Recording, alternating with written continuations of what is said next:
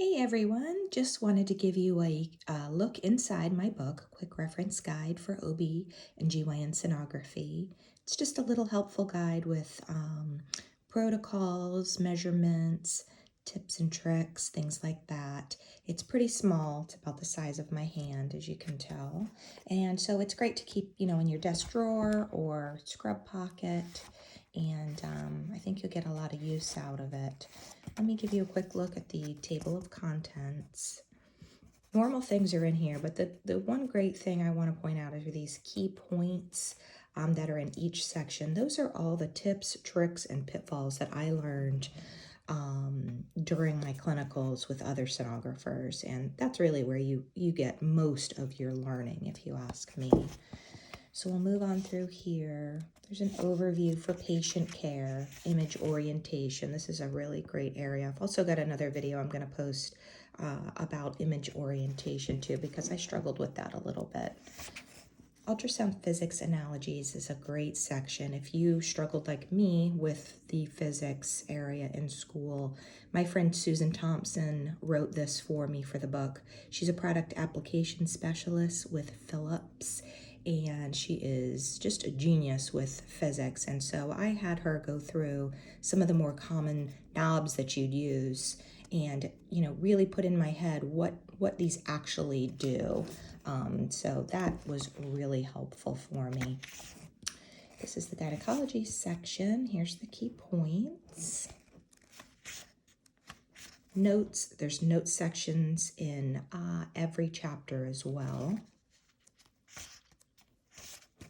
Here's your protocols with images. Transabdominal as well. So you'll see there's lots of great information in here. These little charts that you'll see throughout the chapters are also in the back of the book. If there's something that you want to cut out and have handy up on the wall, you'll see as you go through the book, there's some things that you might want to have, right at eye level as you're doing your reports. So I've copied them all in the back as well, so you can tear them out and post them. Findings in gynecology. I'll skim through those really fast for you.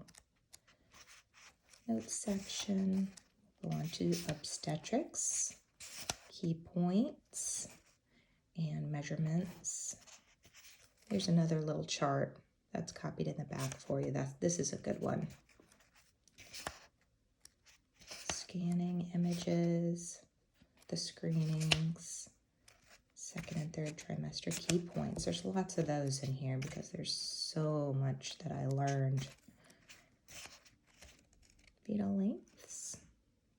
Your patients always want to know what size of a fruit their baby is, so there's a little guide in here like that as well. Protocols, all in here.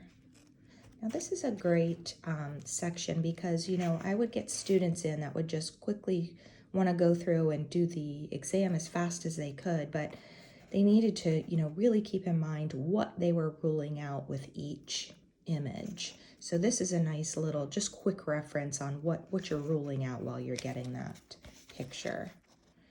Full anatomy scan in here. Other areas. Cervix. Cervical measurement is something that's a little difficult to know, okay, where do I place my calipers? So this has got some really great images of normal and abnormal. This is one even with a cerclage, so that's kind of interesting to see what that looks like if you've never seen that. So these are some findings during pregnancy with images.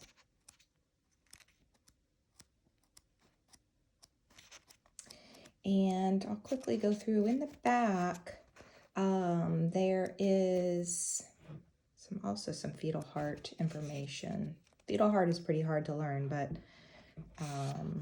it just takes practice. You'll get it. Multiples.